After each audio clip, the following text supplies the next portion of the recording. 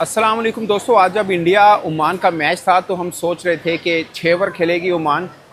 या 8। बहुत अच्छा खेले तो शायद 10-12 ओवर खेले, मगर ओमान ने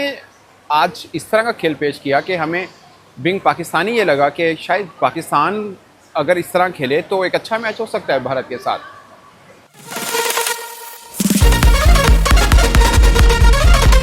वो नहीं थे, बुमराह नहीं थे, मगर उसके बाद भी जहां पे अर्शदीप हो, हर्षित राणा हो, कुलदीप यादव हो,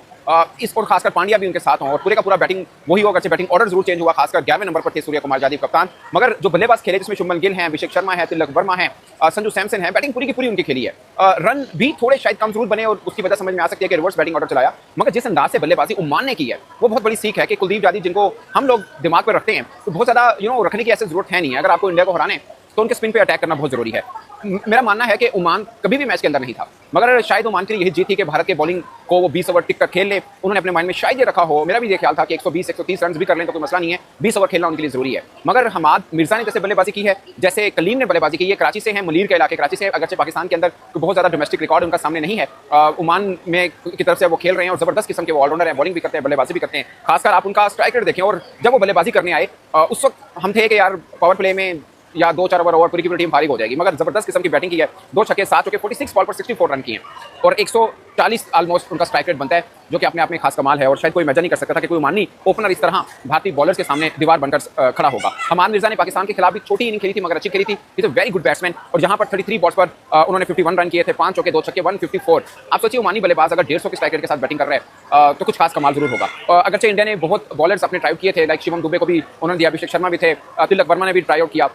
मगर उनके जितने भी क्रीम बॉलिंग है जो कह सकते हैं अर्शदीप को लेकर चले, अर्शदीप सिंह ने कच्चे अपनी विकेट्स की सेंचुरी मुकम्मल कर लिया, आखिरी ओवर में जाके उनको विकेट मिली थी, मगर ओवरऑल सबने अपने कोटे के एक तरह से पूरे ओवर किए जो उनकी main stream. Like Arshdeep Singh अगर आप उनकी विकेट पॉइंट ऑफ व्यू से देखें तो शायद बुमराह से ज्यादा बेहतर उनका रैकेट हो, अगरचे Bumrah economy point of view से या फंसे हुए मैच में उनके सबसे अहम हथियार मारे जाते हैं, मगर अर्शदीप की विकेट की परसेंटेज बाकी से कहीं बेहतर है। अब सवाल ये पैदा होता है कि क्या इस जीत का भारत पर नेगेटिव असर होगा, ये सबसे बड़ा सवाल है, क्योंकि जीत तो मिली है मगर ओमान ने खासकर जिस किस्म के उनके इस्लामी बल्लेबाजों ने बैटिंग की पहली विकेट 56 पर गिरी, मगर उसके बाद भी मिर्जा ने और कलीम ने जबरदस्त किस्म की बल्लेबाजी की है और इंडियन बॉलर्स को बीच में थोड़ा कंप्लीसेंट हुआ, भारत नजर आया कि थोड़े कंप्लीसेंट है, बट ओवरऑल बड़ी जबरदस्त किस्म की बल्लेबाजी की। और बैटिंग के दौरान भी भारत ने शायद शुरू में लिया होगा, शुरू में नहीं, at the end of the inning भी उनका लगा कि वो कहीं पे भी इस मैच को सीरियस नहीं ले रहे, इसलिए सूर्य कुमार यादव से पहले उन्होंने कुलदीप को भी भेजा, अर्शदीप सिंह को भी भेजा। जाहिर है जो जाहिर एक लग रहा था कि गौतम गंभीर इस सोच के अंदर है कि उन बल्लेबाजों को जिनको अभी तक बैटिंग नहीं मिली उनको बैटिंग का थोड़ा मौका मिल जाए, शायद ऑल इंपॉर्टेंट मैच उन्हें अभी खेलना है संडे को, तो एक चांस जो गंभीर की सोच को हम लोग समझते हैं शायद इस तरह से वो आए थे, इसलिए बॉलर्स भी उन्होंने अपने जो इर्रेगुलर बॉलर है उनको भी मैदान में उतारा था। बट मुझे लगता है कि इस जीत का भी भारत के ऊपर शायद कहीं पर एक मोमेंटम होता है, वो जब टूटता है तो उसका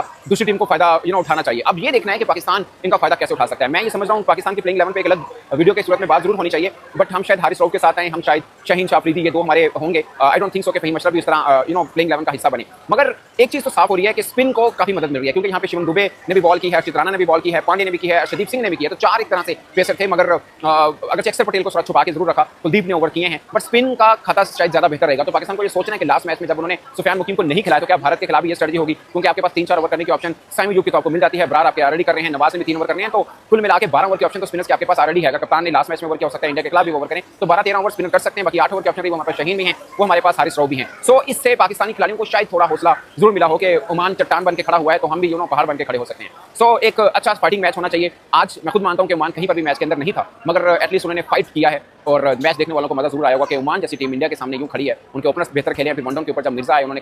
जबरदस्त किस्म की बल्लेबाजी की। ओवरऑल एक इंटरेस्टिंग मैच जरूर रहा, क्योंकि हम शायद इस इंतजार में थे कि इंडिया की टीम 10 ओवर से ऊपर नहीं खेलने देगी, जो उन्होंने यूएई के साथ किया शायद इधर भी होगा। यहाँ पे बुमराह वरुण चक्रवर्ती नहीं थे, अगर वो होते तो कहानी डिफरेंट जरूर हो सकती है, इसमें कोई शक नहीं है, और इंडिया अगर अपनी बैटिंग ऑर्डर को भी दुरुस्त रखता तब भी कहानी डिफरेंट हो सकती थी, क्योंकि हम समझ रहे हैं कि इंडिया पहले बैटिंग करे तो 250-250 रन करेगा इस ओमान के खिलाफ, शायद उनको 200 प्लस करना भी चाहिए था, मगर बैटिंग ऑर्डर का डिफरेंस होना और रिवर्स बैटिंग ऑर्डर चला देने से भी फर्क जरूर पड़ता है, मगर उनका अपनी एक पॉलिसी है, हो सकता है वो तमाम बैटर्स को वो चांस देना जिन्होंने तक बल्लेबाजी ना की हो।